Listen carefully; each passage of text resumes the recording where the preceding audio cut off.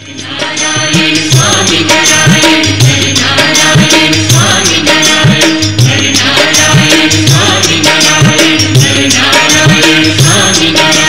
भजमन प्रगट विराजे Hari,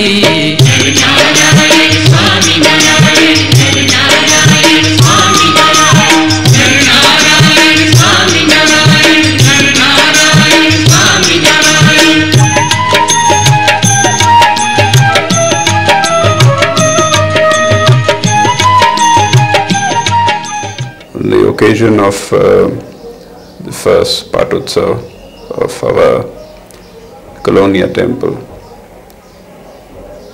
it feels great, and by the blessings of Swaminarayan Bhagwan, makes us feel very happy to see the progress of the temple. In the US, and especially in New Jersey area, the Colonia temple has been a remarkable success for all of us. Through times we have been tested again and again, but the faith, the dedication, the devotion of our satsangis has helped us to achieve whatever we are here today. We pray Swaminarayan Bhagwan to shower his blessings, to give us the strength, to give us the courage, to help us evolve, to help us go further, to strengthen our faith, to strengthen our dedication, in order that this temple, the devotees, and all its aspects can further widen, so that we can give our best to Swaminarayan Bhagwan, we can give our best to Narayan Dev, who is sitting in our temple in Colonia.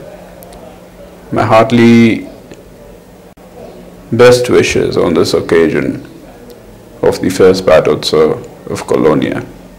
I pray to Swaminarayan Bhagwan, I pray to Narayan Dev to shower his choicest blessings on all of you, so you may prosper in life. આ પૃથ્વી પર અનેક ધર્મો સંપ્રદાયો આવ્યા અને ગયા, પણ જે સાચો અને મૂળ ધર્મ સંપ્રદાય હોય છે તે જ ટકે છે અને જગત આખામાં ગુંજે છે, ગુંજતો રહે છે. ધર્મોને દેશ વિદેશના સીમાડાઓ નડતા નથી, તેનો પ્રવાહ તો અવિરત વહેતો જ રહે છે, વહેતો જ રહે છે.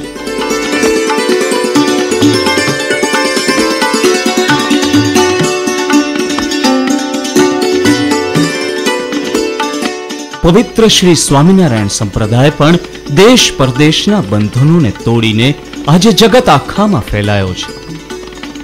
આપણા ભગવાન શ્રી સ્વામિનારાયણે જીવોના કલ્યાણાર્થે એક સાચા સંપ્રદાયની સ્થાપના કરી અને સ્વહસ્તે તેના દેશ વિભાગ નક્કી કર્યા. અનેક ધર્મોમાં બનતું હોય છે તેમ સ્વામિનારાયણ સંપ્રદાયમાં પણ કેટલીક શાખાઓ બની, પણ સર્વાવતારી ભગવાન કે જેમને આ અલગ અલગ શાખાના અનુયાયીઓ પૂજે છે તેમણે એટલે કે ભગવાન શ્રી સ્વામિનારાયણે તો સ્વયં જે સંપ્રદાયની રચના કરી છે તે જ સાચો અને ઓરિજિનલ સંપ્રદાય ગણાય તે તો દીવા જેવી સાફ વાત છે. અને તેમણે પોતાના વંશાવતારોને જીવ માત્રની ચિંતા કાજે, સેવા કાજે આચાર્યો તરીકે નિયુક્ત કર્યા. આજે લાખો સદભાગી સત્સંગીઓના સદનસીબે તેમના 6ઠા, 7મા અને 8મા વંશાવતારો રાત દિવસ આ એકમાત્ર સાચા ધર્મની રક્ષા અને પ્રચારાર્થે પ્રવૃત્ત છે.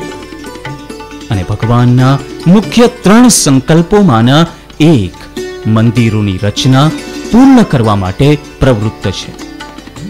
આ તો પરમ કૃપાળુ પરમાત્માના સીધા વારસદારો છે. તેમનો તો સંકલ્પ માત્ર પણ ઘટનામાં પરિણમે તે નિર્વિવાદ બાબત છે.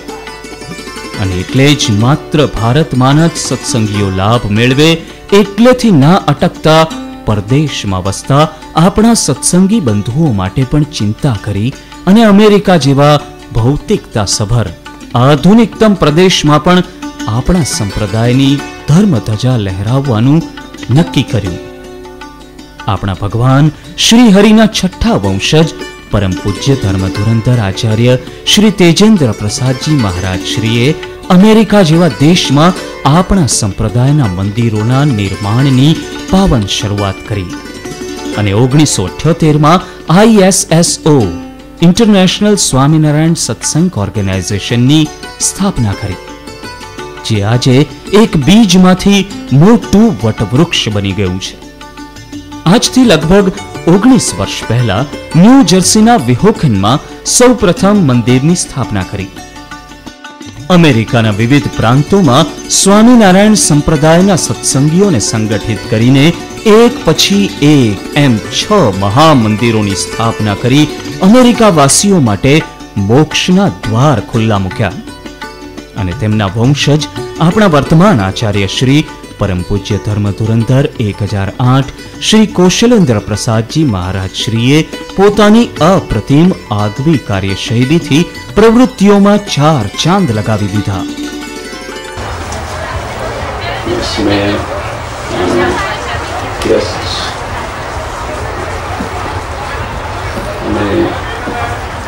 દૂર દૂરથી આવેલા દરેક ગામથી ધામથી સત્સંગીઓ, first of all I'd like to welcome you very heartily.